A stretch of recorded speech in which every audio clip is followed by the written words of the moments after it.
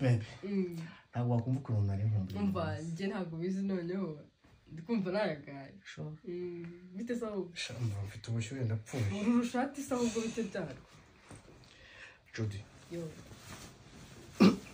uyu munsi ntungore kubizi so nijya ngubora uyu munsi umva kubizi njya ngubora ko se noneho kuri kwibogari cyane umutwe kugenda wiyenge njijije meze bite sawa umva wose ufite kondomu kondomu se y'ibiki kondomu y'ibiki kondomu se mariti twikingire kuva nabona ko ndakoresha kondomu bayikoresha bate nabo se ukoresha kondomu no Bey.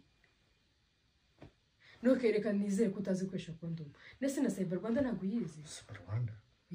Cyber Rwanda. Mama kano ka Cyber Rwanda simbizi ntabwo mbizi. Ntago uzi Cyber Rwanda. Wapi? Mu gihe ukeneye ubumenyi nk'ubwo ngubwo. Kumenya kondomu bayikoresha bate cyangwa se n'ubundi bumenyi ku myororokere cyangwa se n'inkuru zishushanyije ushaka gusoma inkuru ziri based n'ibyo bintu. Cyber Rwanda biriho byose. Bakwigisha ukuntu ukoresha kondomu, bakwigisha ukuntu wikingira, bakwigisha ukuntu ushobora kuboneza urubyaro kandi nta bindi bintu bindi ugiyemo sibyo bakwigisha n'ukuntu ushobora kumenya ukuntu wanasevinga bigisha ibintu byinshi hari ibintu byinshi kuri Cyber Rwanda hakurambabaje utazi gukoresha kondomu kuva wabona gukoresha ntago mbizi none se ngo umuje wo kubera Cyber Rwanda ufite phone hano ibya Cyber Rwanda ubuzanye harambabaje uskumvaga nayagaye jya kuri website wereke ukoresha Safari cyangwa ukoresha iyi ka Cyber Rwanda ntabwo kabari keza ariko uri kuri kukazana birangi ukajya kuri Cyber Rwanda na phone ntabwo nzi kwikoresha urandikamo Cyber Rwanda sibyo